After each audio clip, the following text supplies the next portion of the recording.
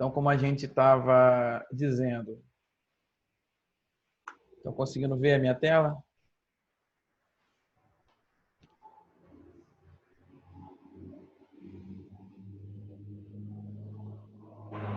Estão conseguindo ver? Sim. Sim? Ótimo, então. Então, vamos dar prosseguimento. Nós falamos sobre o exemplo de formulário, né? Vamos falar sobre a importância desse processo. Como que ele é relevante para nós.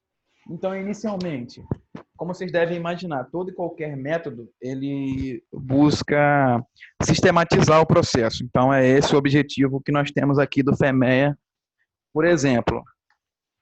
E criar um método bem definido para tirar a subjetividade do colaborador. O que isso quer dizer? Que a forma de registrar minha pode ser diferente da sua. Então, por isso que criam seus formulários. Inicialmente era na mão, no papel, que também gerava erros, e nós temos os formulários dentro do sistema de gerenciamento de manutenção digital.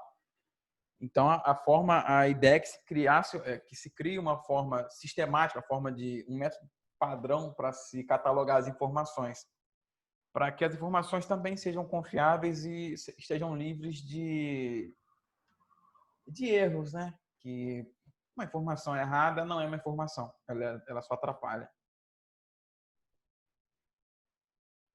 A partir daí, eu vou conseguir ter um melhor conhecimento dos problemas dos meus produtos e processos, porque eu analisei todas as situações possíveis com um grupo de trabalho, para, assim, determinar as ações de melhoria no projeto, baseando sempre nos dados que já existem e nas melhorias que nós queremos buscar e efeito de monitoramento, como nós vimos também de monitoramento intermitente, monitoramento permanente, para verificar algumas variáveis e aí sim poder apontar algumas soluções a partir daí. Isso, por consequência, vai levar à diminuição dos custos, porque eu estou prevendo a ocorrência de falhas. Então, antes que elas aconteçam, que geralmente a manutenção corretiva ela é muito mais custosa, né? Como vocês devem imaginar e nós já observamos também. E dentro disso, essa prevenção de falhas, essa cultura vai se fazer parte da empresa.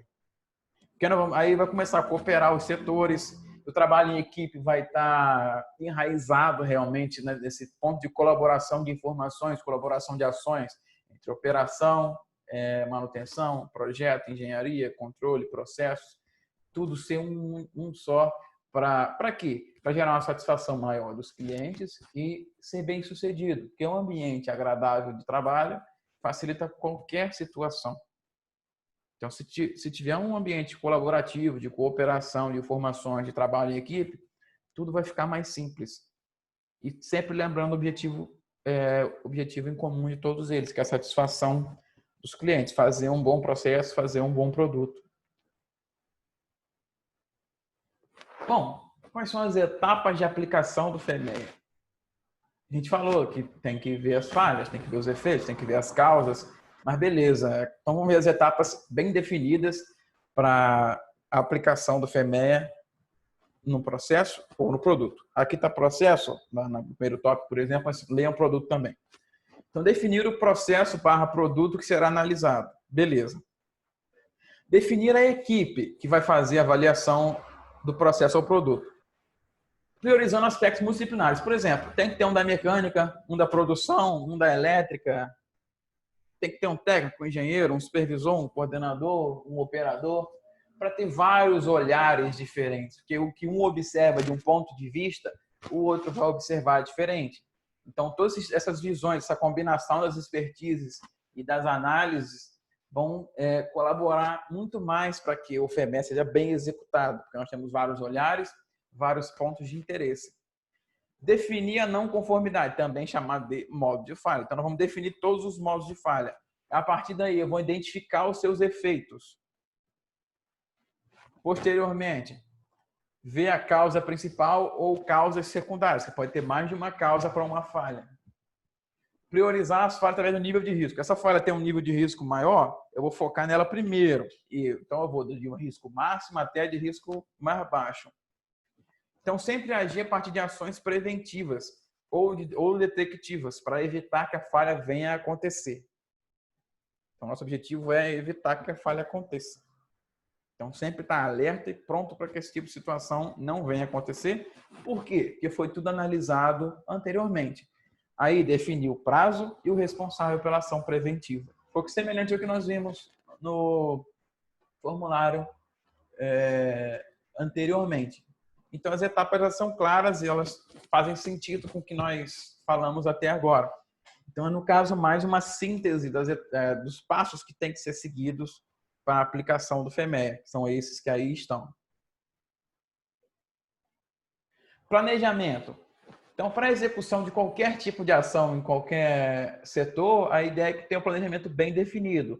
Por quê? Para que tenha controle dos prazos e também para que, também que haja designação de pessoas competentes para tal, que façam o trabalho de forma adequada.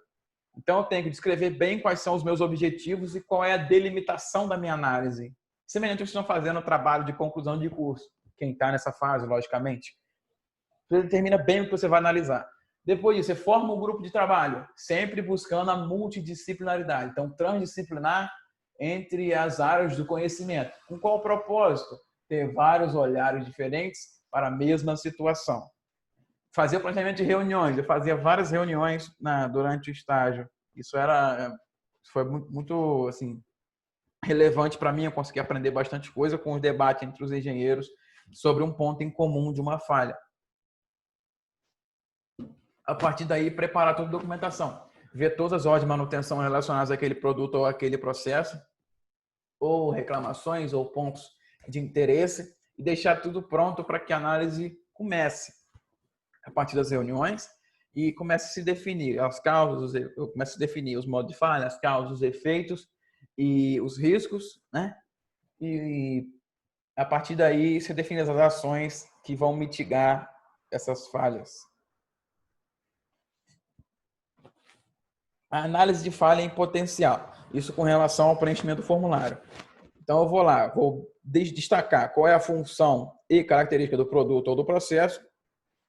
A partir dessas reuniões, essas discussões entre o grupo de trabalho, definir quais são as falhas potenciais para cada uma das funções. Se tem 5 funções, tem que analisar cada uma das 5 funções.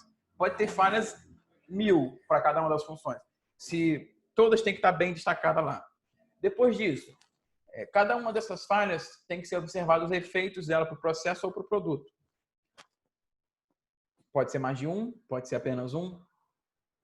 Tem efeitos maiores, menores, mas enfim, detalhar todos os defeitos. A partir daí, tentar buscar uma possível causa. O que causa curto-circuito no meu sistema elétrico? Aí começa a procurar as possibilidades. É um fio partido? É uma ligação mal feita? É um problema com a transmissão estatal? É um problema interno? Então, o dimensionamento foi feito corretamente? Então, são vários os pontos que podem observar, pontuar alguma das causas possíveis para aquela falha. E, a partir daí, fazer alguns controles na situação. Verificar os indicadores, como nós falamos, os indicadores atuais, e sempre atualizá-los a partir da execução das medidas preventivas e detectivas para mitigar essas respectivas falhas observadas. Então, sempre manter os controles atuais, atualizados por meio dos índices de severidade, ocorrência e risco. E também de detecção. Como que eu vou avaliar um risco? Beleza, eu sei que o risco existe. Eu sei que aquela falha tem um efeito, esse efeito gera riscos. Como eu vou classificar o meu risco?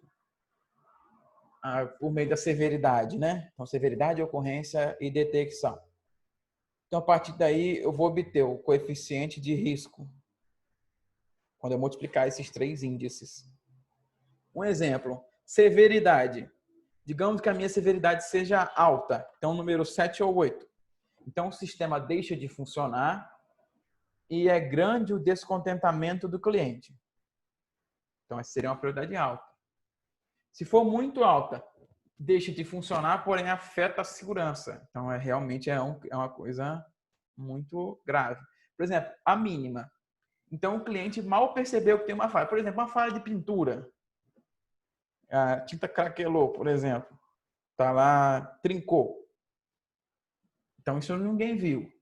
Então, pequena. Então, pode ter uma ligeira deterioração.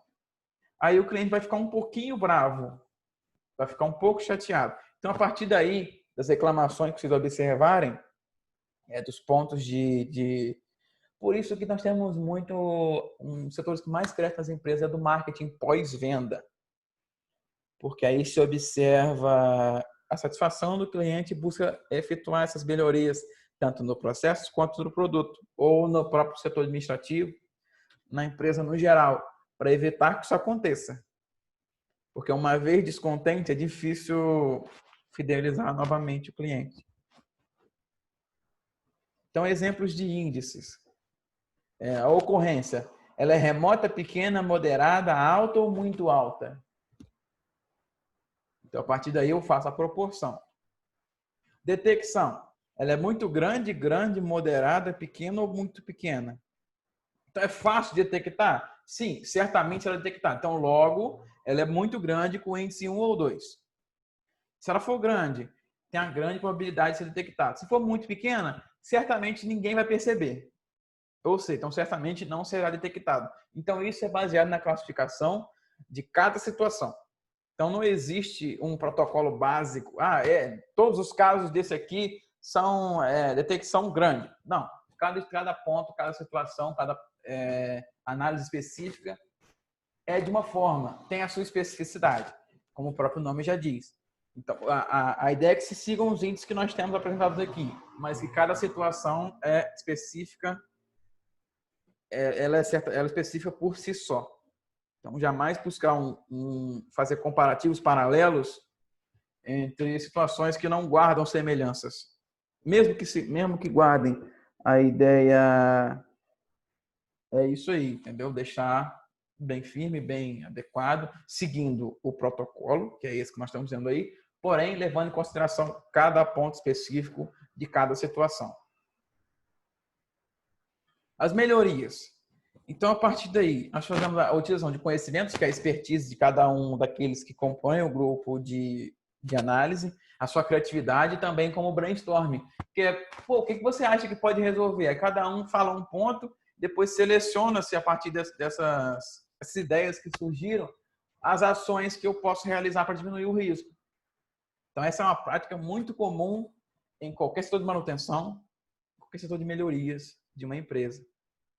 Então, a partir daí, eu vi essas melhorias que nós pensamos. Eu vejo qual é a viabilidade. Eu tenho todos os equipamentos, ferramentas, colaboradores necessários para fazer aquela melhoria que foi sugerida durante a reunião de brainstorm? Sim. Não. A partir daí, eu vou conseguir definir quais são aquelas que realmente serão implantadas, quais são aquelas que realmente vão fazer parte do quadro de melhorias do FEMEA. Depois disso, eu vou fazer o controle dos resultados pelo próprio formulário, que eu sempre vou estar atualizando aqueles índices de severidade, detecção e risco. Então, esses seriam os pontos para observar quando se pensa na melhoria. Tentar imaginar quais são as possíveis medidas que podem ser realizadas, ver a sua viabilidade e, a partir daí, sempre observar quais são as consequências dessas melhorias propostas. Por exemplo, a melhoria ela pode ter sido proposta com uma boa ideia, pensando que vai dar certo, chega lá, não tem efeito nenhum no processo ou no produto. Beleza, essa tem que ser descartada e outra ser aplicada.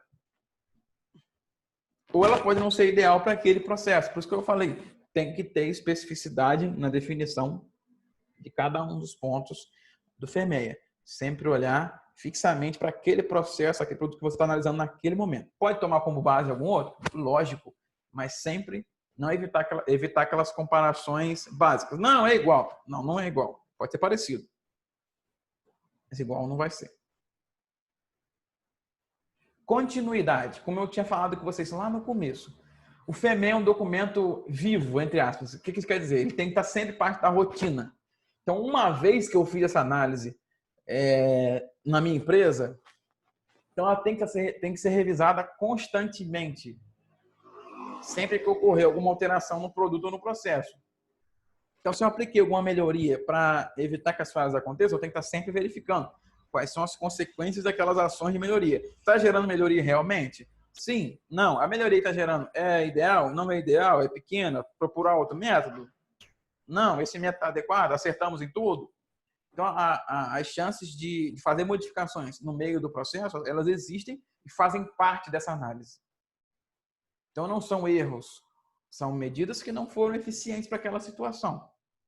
Então, sempre buscar aquelas que vão ser eficientes, que vão agir, que vão mitigar as falhas do processo ou do produto.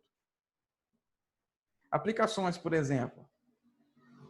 Então, nós temos aqui situações. Nós temos os componentes, as funções, os modos de falha, o efeito, severidade, causa. Então, isso aqui vocês podem analisar com mais calma. Depois eu vou só ver alguns exemplos aqui. Por exemplo, nós temos aqui o cilindro mesh do freio. A função dele é gerar pressão na linha de fluido. Então, qual é o modo de falha? A pressão não está adequada. Então, quais são os efeitos que essa pressão inadequada gera? Frenagem descompensada. A frenagem não está sendo ocorrida da maneira correta. Então, a severidade para o piloto é 4. Para a competição é 5. Isso de acordo com a nossa classificação anterior. E qual é a causa disso? Provavelmente é um erro do projeto. Ou quebrou o cilindro mestre. Ele está com algum problema. Então, são várias as causas. Então, como que eu vou controlar isso? Eu tenho que fazer ou a substituição ou a correção no projeto e fazer uma análise a partir daí. Para detecção e determinação dos riscos. Novamente, para o piloto e para a competição. Então, com relação à FEMEA, é isso aí que nós temos para falar hoje.